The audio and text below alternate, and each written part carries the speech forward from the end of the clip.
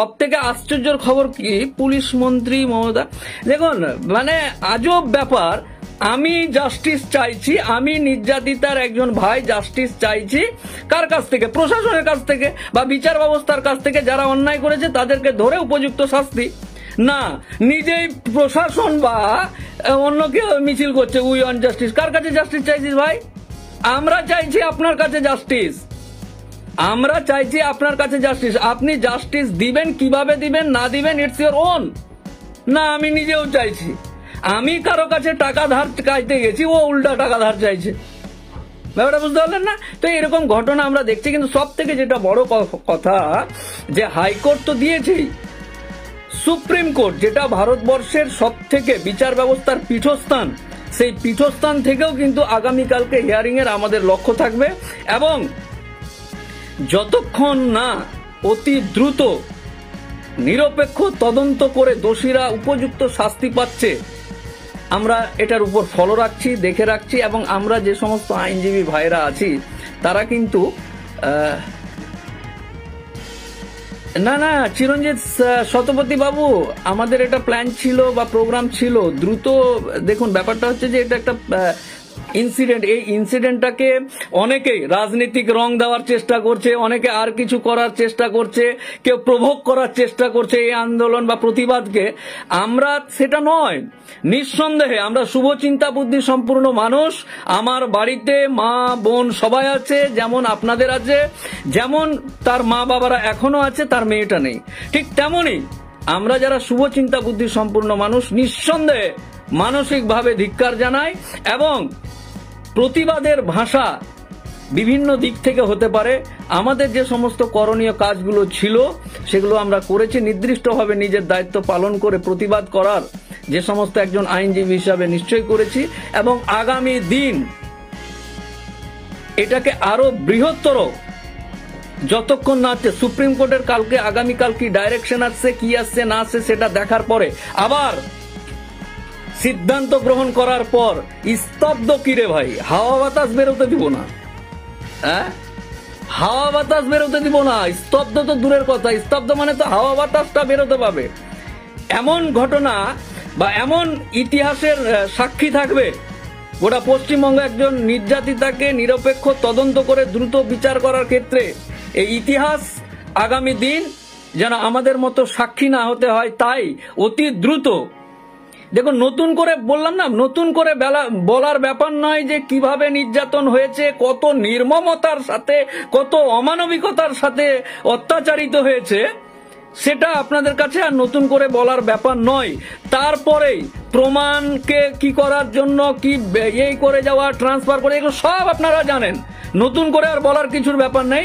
আগামীকাল supreme court suo motu কেসে কি রায় দিচ্ছে, কি দিচ্ছে, তারপরে পরবর্তীতে আবার আজকে দেখলেন না উকিল বাবুদের ইয়েটা, ফ্লোটা দেখলেন, ফ্লোটা জাতি ধর্ম বর্ণ নির্বিশেষে রাজনৈতিক রং উঠিয়ে দিয়ে সরিয়ে দিয়ে একেবারে কালো কোট পরে একটা নির্যাতিতার সঠিক বিচারের জন্য নিঃসন্দেহে হাইকোর্টের প্রত্যেকটা, আরে we all are the people, we all are human being, আমরা রক্ত মাংসের তৈরি। এবং এই বিচারের জন্য যত দূর যেতে হয় না কেন, বা আমাদের ক্ষুদ্র মানুষ, দেখুন আমরা নিজে তো প্রশাসন নয়, আমরা নিজে ওইরকম ব্যাপার নয়। আমাদের পক্ষ থেকে যতটুকু একজন নির্যাতিতার পাশে দাঁড়ানোর প্রয়োজন, আমরা সকলেই, not only me, all the member, all the learned member, আমাদের যারা আছে সহকর্মী আইনজীবী যারা আছে, আমরা প্রত্যেকেই কোনো বাহানা ছাড়া, কোনো কারণ ছাড়া, কোনো কাহিনী ছাড়া, কোনো রাজনৈতিক রং ছাড়া, কোনো জাতপাত ছাড়া সরাসরি একটাই কথা, we want justice and prompt justice. খুব দ্রুত বিচার চাই এবং নিরপেক্ষ চাই, নিরপেক্ষ দ্রুত বিচার চাই, সত্য যেন উদ্ঘাটন হয়, দোষীরা যেন শাস্তি পায়। এর জন্য কোন রকম রং ছাড়াই আগামী দিন এই প্রতিবাদের ভাষা আরো তীব্র থেকে তীব্রতর হবে। এই প্রতিবাদের ভাষাটা তীব্র থেকে তীব্রতর হবে। আজকে তীব্র আছে, এরপর তীব্রতর হয়ে যাবে। আজকে সাক্ষী রইল কলকাতা মহানগরী, যে কলকাতা হাইকোর্টের আইনজীবীরা একত্রিত হয়ে একজন নির্যাতিতার বিচারের জন্য রাস্তায় কিভাবে একত্রিত হয়ে একটাই স্লোগান থাকে, উই ওয়ান্ট জাস্টিস। আর কোনো স্লোগান না, কোনো দাবি, কোনো দফা না, একটাই কথা, উই ওয়ান্ট জাস্টিস, নিরপেক্ষ তদন্ত এবং দ্রুত বিচার।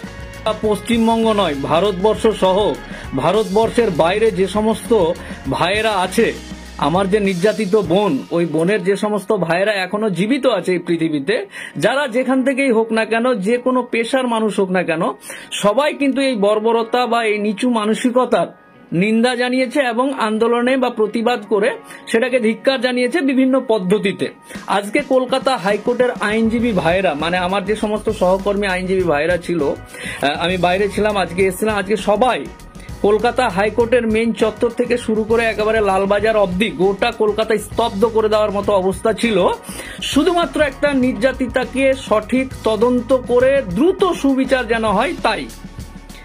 সমস্ত কালো কোট পরা, ব্যান পরা যে সমস্ত উকিলবাবু বা আইনজীবীরাকে আপনারা দেখেছেন, বিভিন্ন সময় বিভিন্ন কাজে বিভিন্ন রকম ভাবে আইনকে নিচের মতো করে মানুষকে সুবিচার পাইয়ে দিতে চেষ্টা করে, আজ কিন্তু তারা নিঃস্বার্থভাবে একজন নির্যাতিতার পরিবারের পাশে দাঁড়িয়ে দ্রুত যেন সঠিক তদন্ত করে নিরপেক্ষ বিচার হয়, তার দরুন কিন্তু আজকে কলকাতা হাইকোর্টের সমস্ত আইনজীবী জাতি, ধর্ম, বর্ণ, রাজনৈতিকের ঊর্ধ্বে উঠে, কোন রাজনৈতিক রং না, একটাই রং, কালো কোট, যে কালো কোট মানুষকে সুবিধা বা সুবিচার পাশবাণী হয়ে এই যে পুরো হাইকোর্ট জাতি, ধর্ম, পার্টি পুটি সব বাদ দিয়ে একটাই লড়াই চলছে, লড়াই চলবে। আমরা এই লড়াইয়ের সুবিচার পাইয়ে দিতে সাক্ষী হিসাবে